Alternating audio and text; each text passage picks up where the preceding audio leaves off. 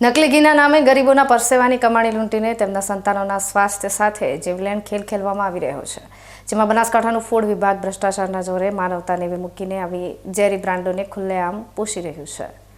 ઘી, જેને આપણે અમૃત માનીએ છીએ, જેને આરોગ્યની ચાવી માનીએ છીએ, પણ જરા થોભો. તમે જે ઘી ખાઈ રહ્યા છો એ તમારા સંતાનને શક્તિ આપે છે કે પછી બીમારીના ઉંબરે ધકેલી રહ્યું છે? આ પ્રશ્ન એટલે પૂછવો પડે છે કારણ કે આજે માનવતા મરી પરવારી છે. એક ગરીબ માણસ જે આખો દિવસ કાળી મજૂરી કરે છે, તડકામાં લોહીનું પાણી કરે છે અને જે થોડા ઘણા પૈસા મળે એમાંથી પાઈ બચાવે છે. શા માટે? જેથી તેના વહાલસોયા સંતાનને 2 ચમચી ઘી ખવડાવી શકે, જેથી તેના બાળકનું શરીર મજબૂત બને.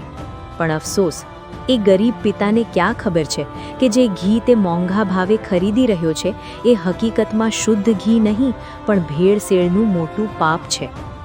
વિચાર તો કરો, આ કેટલી મોટી છેતરપિંડી છે. જે પિતાએ પોતાના મોઢાનો કોળિયો છીનવીને બાળકની તંદુરસ્તી માટે ઘી ખરીદ્યું, એ જ ઘી હવે તેના બાળકને બીમાર પાડશે. એક બાજુ આર્થિક લૂંટ અને બીજી બાજુ સ્વાસ્થ્ય સાથે ચેડા. આ ગરીબ માણસને હવે બેવડો માર પડશે. એક તો કમાણી લૂંટાઈ ગઈ અને હવે બાળકની સારવાર માટે દવાખાનાના ધક્કા અને દવાનો ખર્ચ. શું આ ગુનો નથી?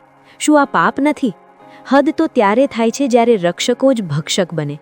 બનાસકાંઠા જિલ્લાનું ફૂડ વિભાગ જાણે ઘોર નિંદ્રામાં છે, અથવા તો એમ કહી શકાય કે કોળીઓના દામે વેચાઈ ગયું છે.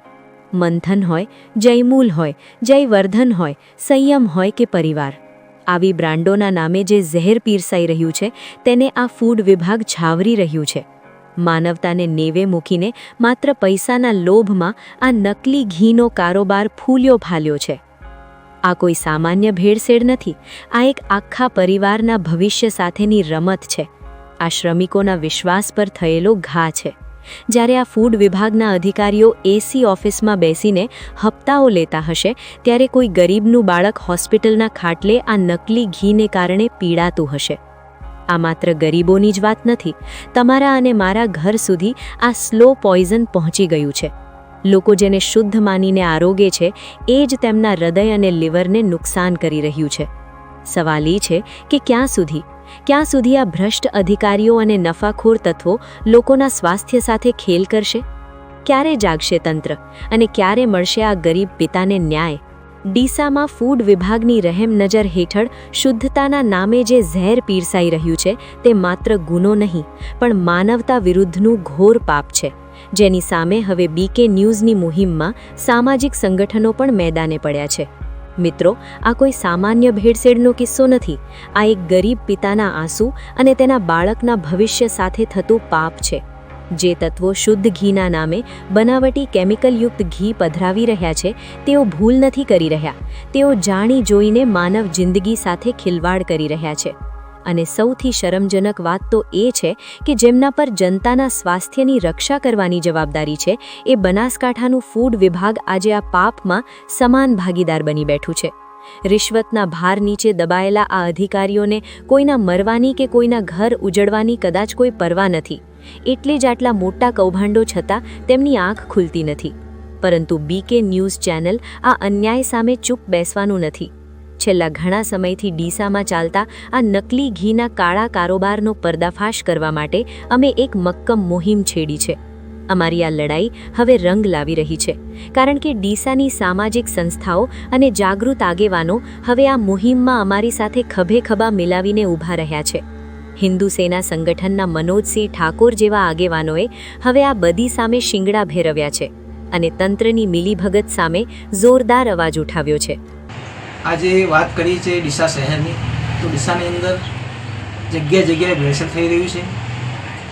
તેલ હોય, ઘી હોય, દરેક વસ્તુની અંદર ભેળસેળનું અત્યારે માજા મૂકી છે. આજે બીકેની ચેનલે એક મુહિમ ચલાવી છે, ભેળસેળ રોકો માટે. હું બીકેની ચેનલને ધન્યવાદ આપું છું કે એક તો કોક તો બહાર આવ્યું જે ભેળસેળને રોકવા માટેનું કામ કરી રહ્યું છે. ભેળસેળ અત્યારે આરોગ્ય સાથે ચેડા થઈ રહ્યા છે. ઘરે ઘરે બીમારીઓ વધી રહી છે, દવાખાના ભરાય છે. જે ગરીબ વ્યક્તિ છે જે આવું ભેળસેળવાળું ખાઈને બીમાર થાય છે. માટે હું તંત્રને વિનંતી કરીશ કે આ ભેળસેળ થતું વેપારીને રોકે અને વેપારીઓને ખાસ કહીશ કે તમે આ ભેળસેળ ન કરો, આરોગ્ય સાથે ચેડા ન કરો. અત્યારે જગ્યાએ જગ્યાએ બીમારી થઈ રહી છે. આખા ડીસા શહેરની અંદર ઘણા જ એવા વેપારીઓ છે જે ભેળસેળ કરી રહ્યા છે. મારી એમની વિનંતી સાથે ચેતવણી પણ છે કે તમે આ ભેળસેળને બંધ કરી નાખો. આ આરોગ્ય સાથે ચેડા છે. મારી સરકારશ્રીને વિનંતી છે, તંત્રને વિનંતી છે કે તેઓએ આ વિષય ઉપર ખૂબ ધ્યાન દોરે અને આના ઉપર નિર્ણય લાવે. આ લડાઈ હવે માત્ર અમારી કે સંગઠનોની નથી રહી. આ લડાઈ હવે તમારી અને મારા પરિવારની છે. બીકે ન્યૂઝ ચેનલ બનાસકાંઠાની તમામ જનતાને હૃદયપૂર્વક અપીલ કરે છે કે જો ભ્રષ્ટ તંત્ર આ નફાખોરોને છાવરી રહ્યું હોય તો હવે આપણે જાગવાની જરૂર છે. જો જનતા જાગૃત થઈને અવાજ ઉઠાવશે તો જ આ ભ્રષ્ટ અધિકારીઓ અને નકલી ઘીના સોદાગરો પર અંકુશ લાવી શકાશે.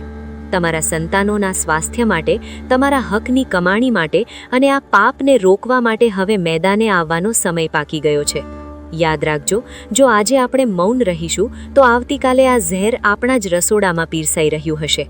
માટે જાગો અને આ બદીને જડમૂળથી ઉખેડી ફેંકવા અમારી આ મુહિમનો હિસ્સો બનો.